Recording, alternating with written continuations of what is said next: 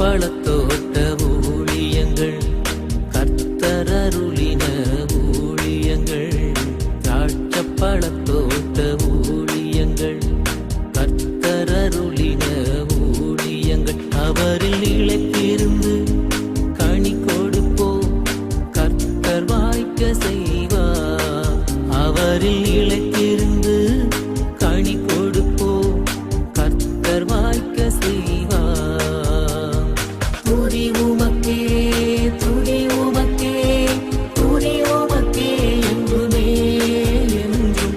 துதி உமக்கே, துதி உமக்கே, துதி உமக்கே என்றுமே என்றும்.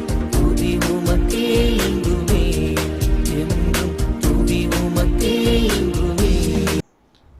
சிறியவனை பொழுதிலிருந்தும் எளியவனை குப்பையிலிருந்தும் எடுத்து உயர்த்தி ராஜாக்களோடும் பிரபுக்களோடும் பந்திருக்க செய்கிற அருமை ஆண்டவர் இயேசு கிறிஸ்துவின் இனிதான நாமத்தினாலே சத்தத்தை கேட்கின்ற அனைத்து தேவனுடைய பிள்ளைகளுக்கும் என்னுடைய அன்பான வாழ்த்தல்கள்.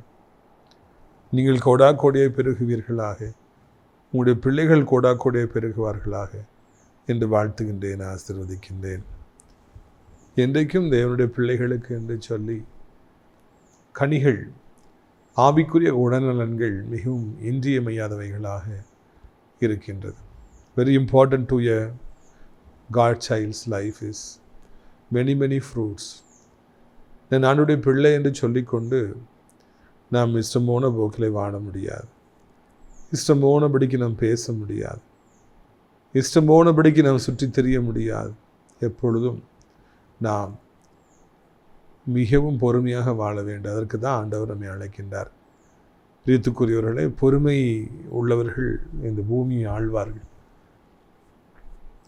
பொறுமை கடலை விட பெரியது என்று சொல்லி நான் காண்கின்றோம். கடல் எவ்வளோ பெரியது யோசித்து பாருங்கள், எவ்வளோ ஆழமானது. இத்தனை கோடி ஜீவராசிகள், மீன்கள் உள்ளே இருக்கின்றன. ஆனால் அதெல்லாம் விட பொறுமை மிக பெரியதான். பொறுமை இல்லாதபடியினால்தான் சவுல் ராஜா ஆசாரியராகிய சாமுவேல் தீர்க்கதரிசி கொடுக்க வேண்டிய பலியை அவசரப்பட்டு அவர் கொடுத்தார். அதனால தான் தன்னுடைய ராஜ்யபாரத்தை அவர் இழந்து போனார். பொறுமை இல்லாதபடிக்கு எத்தனையோ பேர்கள் தன்னுடைய வாழ்க்கையை இழந்தார்கள், ராஜ்யபாரத்தை இழந்தார்கள், சொத்துக்களை இழந்தார்கள், நட்பை இழந்தார்கள், குடும்பத்தை இழந்தார்கள் என்றெல்லாம் நாம் காண்கின்றோம். ஆனால் நாம் அப்படியாக எதையும் இழந்துவிடக்கூடாது. அதுதான் மிக முக்கியம். அவங்கெல்லாம் இழந்து போயிட்டாங்களா அப்படின்னு சொல்லிட்டு பார்த்து கொண்டு போயிட்டு நாமும் அதே குழியிலே விழுந்து விடக்கூடாது. நாம் கவனமாக இருக்க வேண்டும், பொறுமையாக வாழ பழக வேண்டும். பொறுமை இல்லாதபடியினால்தான் எவ்வளவோ குற்றவாளிகள் இன்றைக்கு ஜெயிலில் இருக்கிறாங்க. பொறுமை இல்லாததுனால தான், சகிக்க முடியாததுனால தான் கொலை செய்துடுறாங்க. கொஞ்சம் பொறுமையாக இருப்போம் அப்படின்னு சொல்லிட்டு நம்ம பொறுமையாக இருப்போம்னா எவ்வளவோ காரியங்களை சாதிக்கலாம். கொக்கு அது ஒற்றை காலில் பொறுமையாக நிற்குமா, மீன் வரும்னு சொல்லி நின்று கொண்டே இருக்குமா, பார்த்து கொண்டே இருக்குமா, அது அங்கங்கே ஓடாது. என்னை தேடி கொக்கு வரும்னு என்னை தேடி மீன் வரும் என்று கொக்கு காத்து கொண்டே இருக்குமா, பக்கத்தில் வந்தவுடனே அது பிடித்து கொள்ளுமா. பொறுமை இல்லைன்னா கொக்குக்கு மீன் கிடைக்காது. ஒவ்வொரு ஜீவராசி, ஒவ்வொரு இந்த மாதிரி பறவைகள், மிருகங்கள் மூலமாக ஒவ்வொரு விதமான பாடங்களை நமக்கு கற்றுக் கொடுக்குறார். அதனால் இந்த நாளில் நான் கற்றுக்கொள்கிற பாடம் மிகவும் பொறுமையாக இருக்கணும். பொறுமையாக இருந்தோன்னா கர்த்தர் நம்மளை அதிகமாக ஆசீர்வதிப்பார். பிரியத்துக்குரியவர்களே, ஆனாலும் பொறுமையாக இருப்பது என்பது எளிதான காரியம் அல்ல. 1 வருஷம் ஆச்சு, 2 வருஷம் ஆச்சு, இன்னும் வேலை கிடைக்கல அப்படின்னா ரொம்ப கஷ்டம். குழந்தை பிறக்கலை, 5 வருஷம் ஆச்சு, 6 வருஷம் ஆச்சுன்னா ரொம்ப வேதனை. ஏன்னா மக்களுடைய வாய் சும்மா இருக்காது. அதனால் அந்த பாதையில் கடந்து போகிறவங்களுக்கு தான் அது தெரியும், எவ்வளோ கஷ்டம்னு சொல்லி தெரியும். இருப்பினும் கூட பிரியத்துக்குரியவர்களே, இதையெல்லாம் தாண்டி பொறுமையாக வாழும்படியாக நீங்களும் நானும் அழைக்கப்படுகிறோம். ஆனால் பொறுமையாக இருந்தவர்களுக்கு ஆண்டவர் மிகப்பெரிய நன்மைகளையும் கொடுத்திருக்கிறார் என்பதையும் இந்த பைபிள் சொல்லுது. 40 வருஷமாக மோசே பொறுமையாய் ஆடு மேய்த்தபடினால்தான் அவர் அடுத்த 40 வருடங்கள் இஸ்ரவேலுடைய மகத்துவமான தண்ணீர் இல்லாத ஒரு தீர்க்கதரிசியாக இருக்க முடிந்தது. லட்சம் இஸ்ரவேல் ஜனங்களை ஆள முடிந்தது, நடத்த முடிந்தது, தேவனோடு முகமுகமாக பேச முடிந்தது. காரணம் என்ன? அவர் காத்திருந்தார். 40 வருஷம் பொறுமையாக காத்திருந்தார். 40 நாட்கள் இரவும் பகலும் ஆண்டவர் பொறுமையாக இருந்து ஒன்றையும் புசியாமலையும் குடியாமலும் அவர் பொறுமையாக உபவாசம் செய்தார். அதனால தான் அடுத்த 3 வருடங்கள் மிக சிறப்பான ஊழியங்களை செய்ய முடியுது. அன்பு மகனே, அன்பு மகளே, அன்பு வாலிபு பிள்ளைகளே, பொறுமையாக இருங்கள். அப்பா அம்மா கோவப்பட்டால், எரிச்சல் பட்டால், சில நேரங்களில் புரிந்து கொள்ளாமல் பேசினாலும், நீங்கள் செய்யாததை செய்தாக சொல்லி குற்றம் சுமத்தினாலும், பல இடங்களில் நீங்கள் உங்கள் தகுதிக்கு ஏற்றபடி நடத்த விடாமல் கனவீனப்படுத்தப்பட்டால் பொறுமையாக இருங்க. எனக்கு ஒரு காலம் வரும், என்னையும் என் ஆண்டவர் உயர்த்துவார், என்னையும் என் ஆண்டவர் ஆசீர்வதிப்பார், எனக்கும் கூட ஒரு சந்தோஷமான காலம் வரும் எனப்பட்ட ஒரு நம்பிக்கையோடு கூட நீங்கள் வாழ்வீர்கள் என்றால் நிச்சயமாக பெரிய காரியங்களை சாதிக்க முடியும் என்பதுதான் உண்மை. பொறுமையாக இருப்பீங்களா? இருந்து பாருங்கள். உங்களுடைய வாழ்க்கையின் பொறுமையாக இருக்குன்னா ஹார்ட் அட்டாக் வராது, எந்த ஆபத்து வராது. பொறுமையாக நீங்கள் பைக்கை ஓட்டினீங்க, காரை ஓட்டினீங்கன்னா விபத்துகள் வராது. வண்டிக்கும் நல்லது. இது மிதின்னு மிதித்து தான் நிறைய வண்டி ஒன்றும் இல்லாமல் ஆகி போகுது. எனவே நாம் பொறுமையாக வாழும்படியாக அழைக்கப்படுகிறோம். இந்த வாரத்தில் சனிக்கிழமை அன்று மாதத்தில் முதல் நாள் நாகர்கோவிலில் வைத்து நம்முடைய விடுதலை நாள் கூட்டங்கள் நடைபெறும். நிறைய பேர் காத்திருக்கிறாங்க, விடுதலை பெற்றுக்கொள்வதற்காக காத்திருக்காங்க. அவர்களுக்காகவே விடுதலையின் ஊழியத்தை நாம் செய்து வருகிறோம். கூட்டங்களை முடித்த பிறகு தனித்தனியாக அங்கு வருகிற ஜனங்களுக்காக திறப்பில் நின்று நாம் போராடி ஜெபிக்கின்றோம். பலத்தையெல்லாம் எடுத்து ஜனங்களுக்காக கொடுத்து ஆவியானுடைய துணையோடு நாம் வெற்றி பெறுகிறோம். விடுதலைக்காக காத்திருக்கிற மக்கள் எல்லாம் வருகிற சனிக்கிழமை வடசேரி பஸ் ஸ்டாண்டுக்கு பின்னால் WCC காலேஜில் இருந்து மேற்கு பக்கமாய் வருவீர்கள் என்றால் விஜயதா மண்டபம் வரும். அதுக்கு அடுத்தாப்பில் இருக்கிற OMCA ஹாலில் வைத்து நம்முடைய விடுதலை நாள் கூட்டங்கள் காலை 10 மணிக்கு நடைபெறும். கூட்டத்தின் இறுதியில் உங்கள் அனைவருக்கும் நல்ல விருந்து பரிமாறப்படும். இதை நீங்கள் மனதில் வைத்துக் கொள்ளுங்கள் என்று உங்களை அன்போடு கூட கேட்டுக்கொள்கிறோம். அப்படி அடைக்கலான் குருவி ஆவிக்குரிய முதியோர் உள்ளம் மிக சிறப்பாக செயல்பட்டு வருகிறது. தினந்தோறும் அங்கே ஜெபங்கள் ஏறெடுக்கப்பட்டு வருகிறது. விதவிதமான உணவுகள் பரிமாறப்படுகிறது. எனவே இந்த ஆவிக்குரிய முதியோர் இல்லத்தை தேடி வருகிற அநேக முதியோர்கள் உண்டு.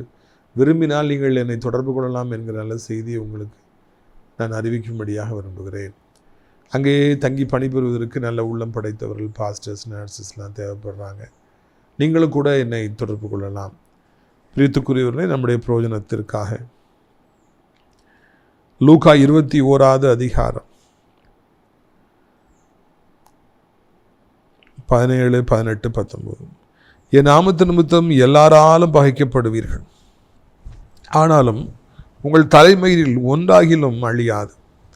உங்கள் பொறுமையினால் உங்கள் ஆத்துமாக்களை காத்துக்கொள்ளும்.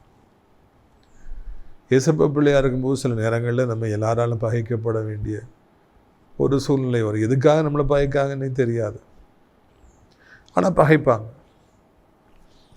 அநேகர் நம்மை பகைக்கும் பொழுது அது உள்ளத்தில் கிளேசத்தை ஏற்படுத்தும். அந்த ஊழியத்துக்கு வந்த பிறகு எத்தனையோ பேருடைய பகையை நான் சம்பாதித்தேன். நான் மாத்திரம் சாதாரணமான மனிதனாக இருந்திருப்பேன் என்றால் யாருடைய பகையை சம்பாதித்திருக்க வேண்டிய அவசியம் வந்திருக்காது. நான் உண்டு, ஏன் வேலை உண்டுன்னு சொல்லி போயிட்டே இருந்திருப்பேன். ஆனால் கர்த்தருடைய காரியத்தை முன்வைத்த பொழுது, இயேசு நல்லவர் என்று பிரசங்கம் பண்ண ஆரம்பித்த பிறகு, அநேகரை விடுதலைக்குள்ளே நடத்திய ஆரம்பித்த பிறகு நிறைய பகைகளை நான் சந்தித்தேன். காரணம் இல்லாமல் என்னை பகைத்தார்கள். அறிந்தவர்கள் அறியாதவர்கள் எத்தனை பேர் எனக்கு பகையாளிகளாய் மாறி நின்றார்கள்.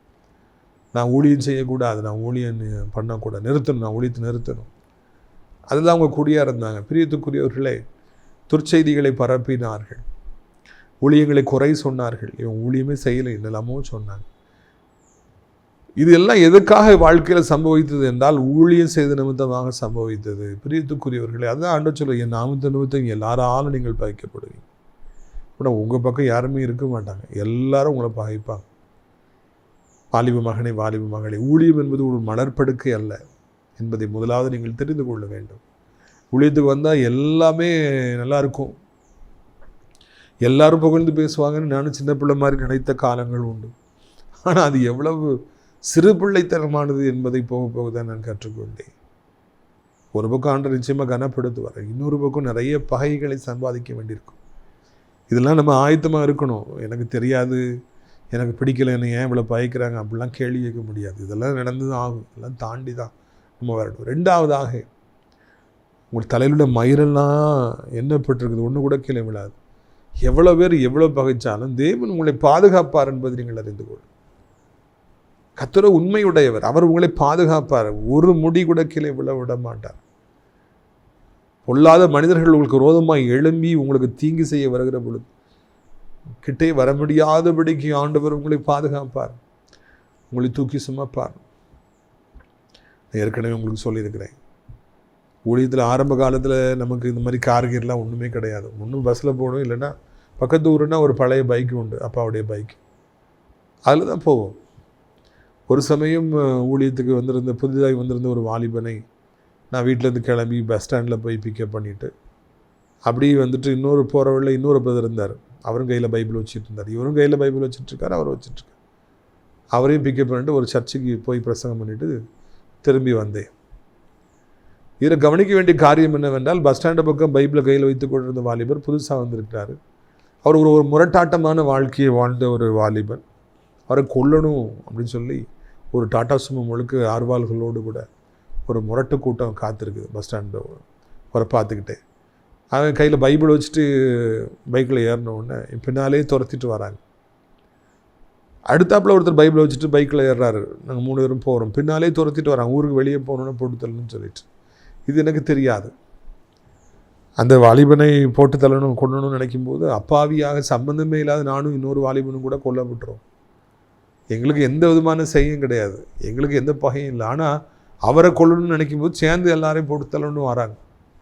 ஆனால் கர்த்தர் இதை மேலே இருந்து பார்த்து ஒரு காரியத்தை செய்தார். என்ன செய்தார் தெரியுமா? அந்த பைபிள்களை துப்பாக்கிகளாக அந்த எதிரிகளுடைய கண்ணுக்கு காமிச்சார். அவ்வளோதான்.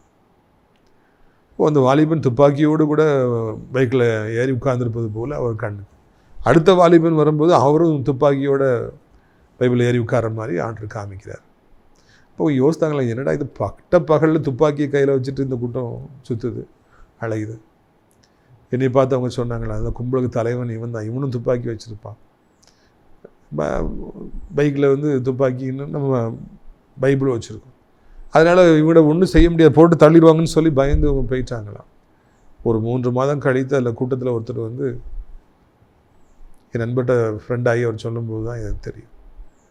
அன்றைக்கு மாத்திரம் கர்த்தர் அந்த பைபிளை துப்பாக்கிகளாய் காண்பிக்கவில்லை என்றால் என்றைக்கும் என்னுடைய கதை முடிஞ்சிருக்கும்.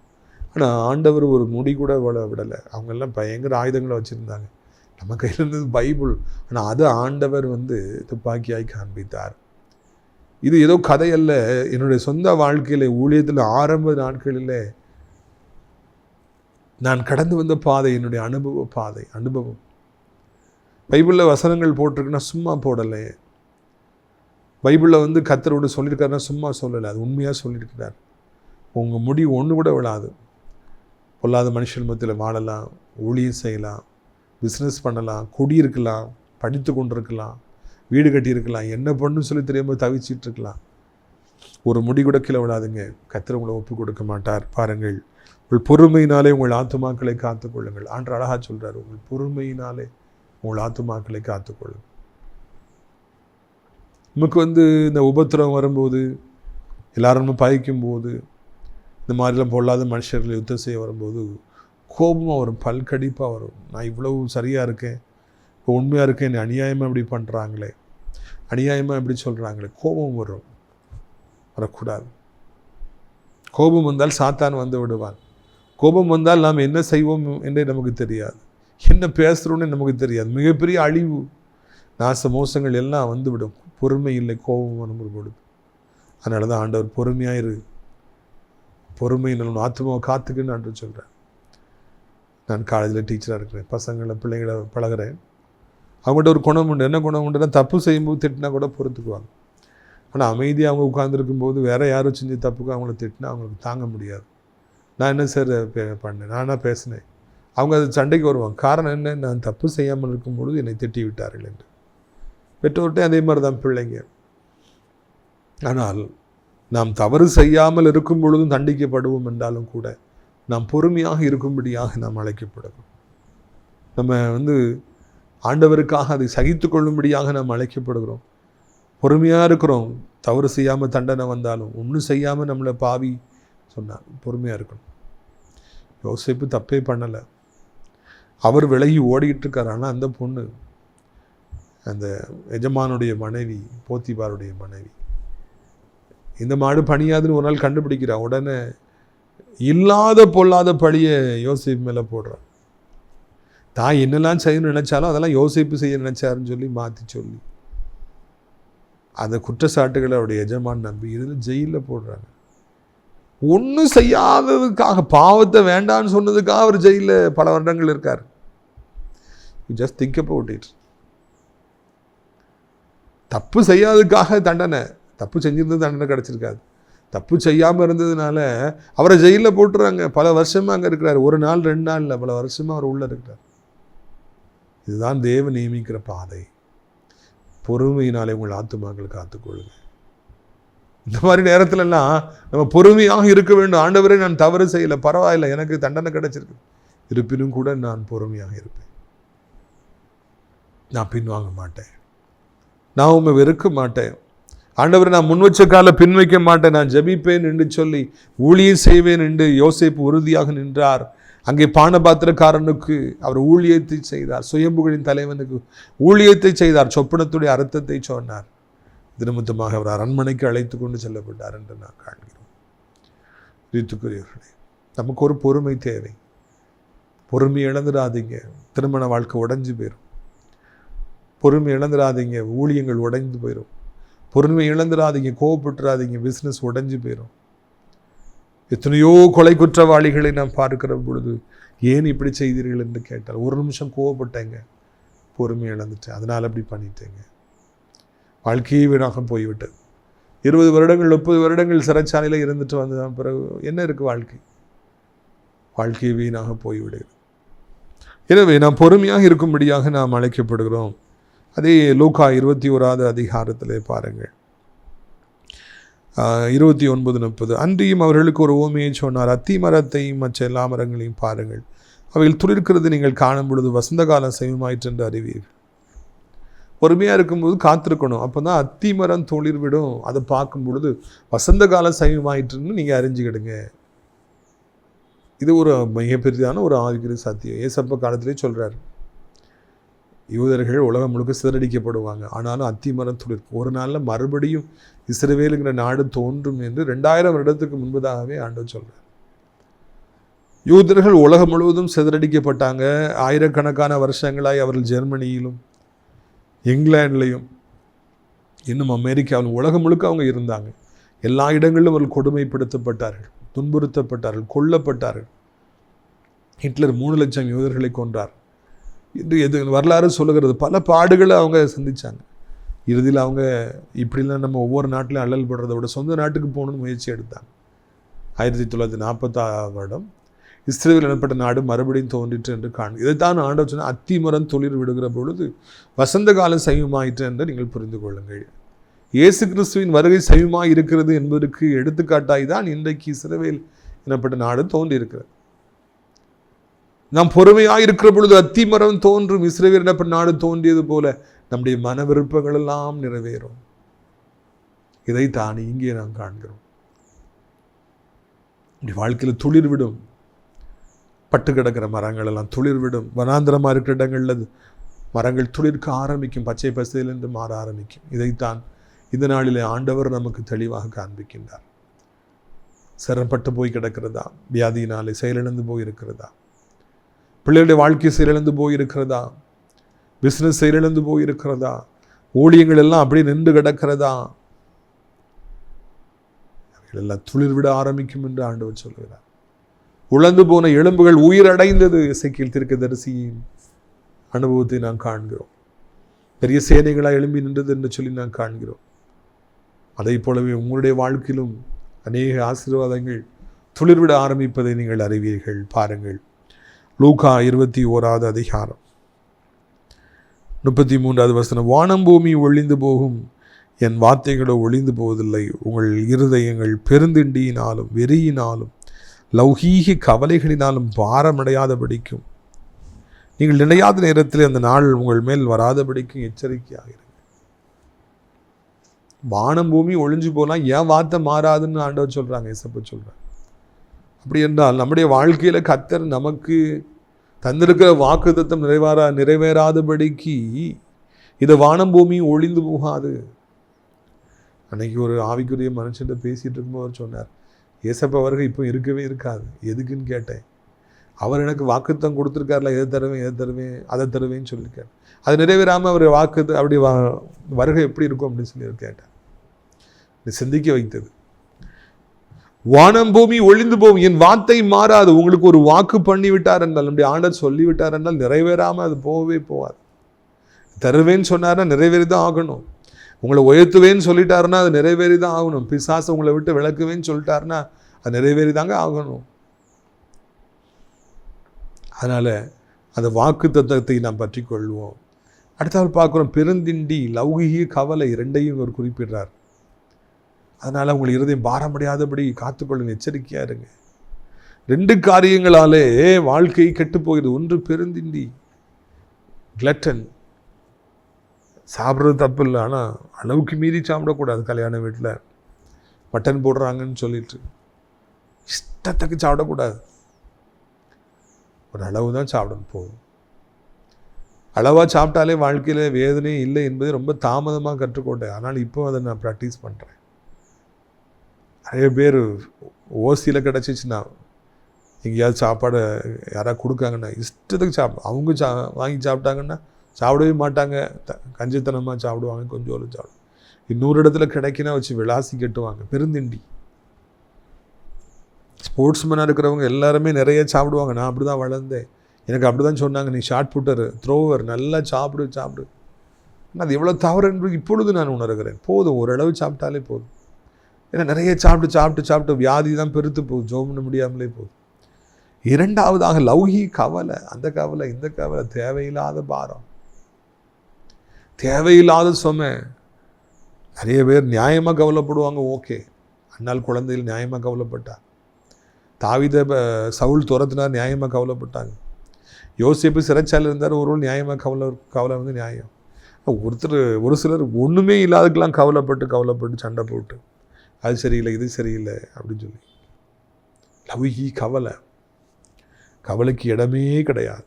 கவலை ஒரு எலும்புருக்கி வியாதி, பொறாமை ஒரு எலும்புருக்கி வியாதி. இவைகளுக்கெல்லாம் நம்ம இடமே கொடுக்கக்கூடாது. நம்ம தேவையில்லாத கவலைகள், லௌகிக கவலைகளை மனதில் வைத்து நம்மை நாமே கொண்டுவிடக்கூடாது. பெருந்திண்டி உடம்பை கொள்ளும், ஆயுசு நாட்களை குறைக்கும். லௌகிக கவலைகள் நம்மை அழைத்து விடும். தேவையில்லாத பாரமே வேண்டாம். தேவையில்லாமல் கவலைகள், தேவையில்லாமல் பிரச்சனைகள், சண்டை எதுவுமே வேண்டாம். அப்படி என்றால் கர்த்தர் நம்மை ஆசீர்வதிப்பார். எப்பொழுதும் ஜெபம் பண்ணி வெளுத்திருங்கள். அடுத்த 2வது வசனத்தில் வாசிக்கிறோம். எப்பவும் நம்ம ஜெபம் பண்ணி வெளுத்திருக்கணும். இரவெல்லாம் ஜெபிக்கணும், அதிகாலமே எழுப்பி ஜெபிக்கணும், நேரம் கிடைக்கும் பொழுதுதான் ஜெபிக்கணும். லீவு முடிய போதுங்க, நல்லா ஜெபம் பண்ணுங்க. அப்பொழுது கர்த்தர் பெரிய காரியங்களை செய்வார். உங்களுக்காக நான் ஜெபிக்கட்டுமா? கண்களை மூடுவீர்களா? அப்பா பிதாவே, இந்த நாளுக்காக நன்றி செலுத்துகிறோம், ஸ்தோத்திரம் செலுத்துகிறோம். நாளிலும் கூட நல்ல வசனங்களை கேட்க எங்களுக்கு நீங்கள் உதவி செய்திருக்கிறீங்க. வசனம் கேட்க முடியாதபடிக்கு பஞ்சகாலம் உண்டு வருகிறது. ஆனால் இப்பொழுதும் நல்ல வசனங்கள், அருமையான வார்த்தைகள் எங்களுக்கு கிடைக்கிறது. ராஜா, அதை நாங்கள் பயன்படுத்தி கொள்ள உதவி செய்யுங்க. இயேசுவின் ரத்தம் செய்யும், இயேசுவின் ரத்தம் செய்யும். அப்பா, தேவையில்லாத கவலைகள் வேண்டாம், பெருந்திண்டி வேண்டாம். ராஜா சோத்ரையா, பொறுமை வேணும். எல்லா பொறுமையினால் உங்கள் ஆத்மாவை காத்துக்கொள்ளும். மக்கள் பயக்கிறதுனால பயப்பட வேண்டாம். என் தலையில் மயிரெல்லாம் எண்ணப்பட்டிருக்கிறது, அதற்காக நன்றி. இயேசுவே, இந்த நாளிலும் கூட எங்களை ஆசீர்வதிங்க. இயேசுவே ஆசீர்வதிங்க. அப்போ நம்முடைய பிள்ளைகளை ஆசீர்வதிங்க. இயேசப்பா, வியாதிகள் சுகமாகட்டும். டாக்டர் சாலை கைவிடப்பட்டவங்க, ஒவ்வொரு ஹாஸ்பிட்டலாக அலைஞ்சு தெரிந்து ஒன்றும் மாறலையே, வியாதி நாளுக்கு நாள் முற்றிக்கொண்டே இருக்கிறது, பரவிக்கொண்டே இருக்கிறது. என்ன பண்ண இறைவா, அவர்கள் நினைத்து எப்படியாவது அவர்களை காப்பாற்றியவர்கள், ஐசியூவில் இருக்கிறவர்களை காப்பாற்று. ஆஸ்திகள்லாம் இழந்து போயிட்டாங்க, எல்லா பணமும் போயிட்டு வியாதிக்கு பார்த்து இன்னும் மாறலை. கத்தாவி இறங்குங்க, நீங்கள் இலவசமாய் விடுதலை தாருங்க. சிலுவையில் எல்லா வியாதிகளையும் நீங்கள் சுமந்துட்டீங்க, நாங்கள் சுமக்கணுங்கிற அவசியம் இல்லை. எப்படியாவது சுகத்தையும் பலத்தையும் தாருங்க, எப்படியாவது கிருபையை தாருங்க, இரக்கத்தை தாருங்க. இன்றைக்கு இப்பொழுது ஒரு மாற்றத்தை கொண்டு வாருங்கப்பா, கொண்டு வாருங்க. இயேசுவின் நாமத்தினாலே எல்லா பொல்லாத ஆவிகளும் விலகட்டும், எல்லா சத்துருடைய கிரியைகளும் விலகட்டும், எல்லா அந்தகாரத்தின் வல்லமையும் விலகட்டும். ஆண்டவரே, நம்முடைய பிள்ளைகளை தூக்கி நிறுத்தும். இன்றைக்கு இப்பொழுது தகப்பனை வியாதி நீங்கட்டும். புண்களை தோள்களினால் மூடுவீராக. அந்த கிருமிகளை மறையச் இன்ஃபெக்ஷன் மறையச் செய்வீராக. அது பரவாதபடி, எலும்புகளை தொடாதபடி, கைகாலை எடுக்க வேண்டிய சூழ்நிலை வராதபடி பாதுகாப்பீராக. இறைவா, அப்படியே தகப்பனை சோத்திரங்கய்யா, சோத்திரங்கய்யா, சோத்திரங்கய்யா. கிருபையினாலே ஆண்டவர் தாங்கிக் கொள்ளுங்கப்பா. ஏசப்பா, கட்டிகள் மறையட்டும்ப்பா. செயல்படாத அவயங்கள் செயல்படட்டும். சாப்பிட முடியல, தூங்க முடியல, நடக்க முடியல, வேலைக்கு போக முடியல, எனக்கு ஒரு வேலையும் செய்ய முடியல, சம்பாதிக்க முடியலன்னு சொல்கிறவங்களுக்கெல்லாம் எப்படியாவது உதவி செய்யுங்கப்பா. பழைய பலனை நீர் எருசலேமுக்கு தர வேண்டும் என்று கெஞ்சுகிறோம். பழைய மகிமையை தாருங்கப்பா. அப்படி ஆண்டவரே ஏசப்பா, பிஸ்னஸில் எல்லாத்தையும் இழந்து போய் நிற்கிற பிள்ளைகள், கடன்களோடு நிற்கிற பிள்ளைகள், வட்டியை கட்ட முடியலையே, கடன்காரங்க கேவலமாக பேசுகிறாங்களே, ஒரு காலத்தில் காரில் போனேன், இப்போ நடந்து போகிறேனே, எனக்கு ஒன்றுமே இல்லையே, எனக்கு யாருமே இல்லையே, ஒருவர் எனக்கு உதவி செய்வார் இல்லையே, சாப்பாடு கூட வழி இல்லையே என்று தவிக்கிற பிள்ளைகள், வெட்கப்படக்கூடாது. அவருடைய வாழ்க்கையை மாற்றுங்க. அவர்களுக்கு ஒரு அற்புதத்தை செய்யுங்க. அவர்களுக்கு ஒரு அதிசயத்தை செய்யுங்க. இறைவா, இந்த நாளிலே ஒரு மாற்றத்தை நீங்கள் ஏற்படுத்துங்க என்று சொல்லி கெஞ்சுகிறோம் ஐயா. நீங்கள் அப்படி செய்ய போகிற அன்பிற்காக நமக்கு சோத்திரம் ஐயா. ஒவ்வொருவரையும் தொடுவீராக, ஒவ்வொருவரையும் ஆசீர்வதிப்பீராக, ஒவ்வொருவரையும் பலப்படுத்துகிறார். இதனாலும் கூட ஆண்டவரை உங்கள் சத்தத்தை கேட்குற பிள்ளைகள் எந்த நிலைமையில் இருந்தாலும் உதவி செய்யுங்க. படித்து முடித்திருக்கிற பிள்ளைகளுக்கு ஹையர் ஸ்டடீஸ் போக உதவி செய்யுங்க. படித்து முடித்த பிள்ளைகளுக்கு நல்ல வேலைகளை தாருங்க. கவர்மெண்ட் ஜாப் வேணும், டிரான்ஸ்ஃபர் வேணும், ப்ரமோஷன் வேணும், உதவி செய்யுங்க. சொந்த வீடு வேணும், திருமணமாகல குழந்தையில் அற்புதத்தை செய்யுங்க. இன்றைக்கு நிந்தையை நீக்க பண்ணுங்க. பிள்ளைகள் நிமித்தமாய் பாரத்தோடு ஜபிக்கிற பெற்றோர்களுக்காக வருகிறோம் ஐயா. ஐயோ, என் மகன் ரசிக்கப்படவில்லையே, போதைக்கு அடிமையாக இருக்கிறானே, கெட்ட வார்த்தை பேசுகிறானே, படிக்க மாட்டேங்கிறானே, என்னை அடிக்கிறானே, கெட்ட வார்த்தை பேசுகிறானே, கெட்ட நண்பர்களோடு இருக்கிறானே, பைக்கு வேகமாக ஓட்டுறானே, அக்கறை இல்லாமல் வாழ்கிறானே என்று பேச மாட்டேங்கிறானே நினைக்கிற பெற்றோர்களை கண்ணீரை கண்டு அற்புதத்தை செய்யுங்க. முன்னப்பட தெரியாதவங்களோடு பழகி, சாலமோன் ராஜாவை போல கத்தரை அறியாதவர்கிட்ட நான் கலக்க போகிறேன், கல்யாணம் பண்ண போகிறேன், ஓட போகிறேன்னு சொல்கிற வாலிப பிள்ளைகளை எப்படியாவது சந்திங்க. அப்படி எதிர்காலங்கள் பாலாய் போய் விடாதபடி காத்துக்கொள்ளுங்க. கிருபையினாலே தாங்கப்பா, இறக்கத்தினாலே தாங்குங்க. நீங்கள் அப்படி செய்ய போகிற அன்பிற்காக நமக்கு சோத்திரம். இந்த நாளிலும் கூட ஆண்டவரே, உலகம் இருக்கிற அத்தனை நாடுகளுக்காக ஆண்டவரும் இடத்துல வருகிறோம். அனைத்து நாடுகளையும் கர்த்தர் ஆசீர்வதிங்க.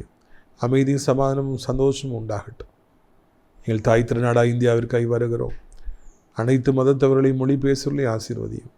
என்ன வேண்டுதல் இருந்தாலும் அவர்களை ஆசீர்வதியும்.